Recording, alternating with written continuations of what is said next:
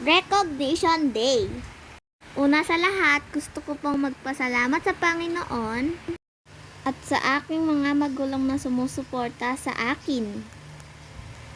Thank you rin po kay teacher sa walang sawang pagtuturo sa amin.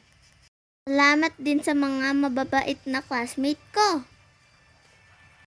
Magkita tayo ulit sa pasukan.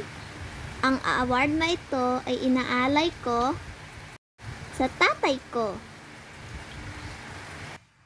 Dahil sa kanyang walang sawang pagpapamakdo sa akin. At ganon rin kay mama. Sa pagsama sa akin at sa paggawa ng aking mga pagkain.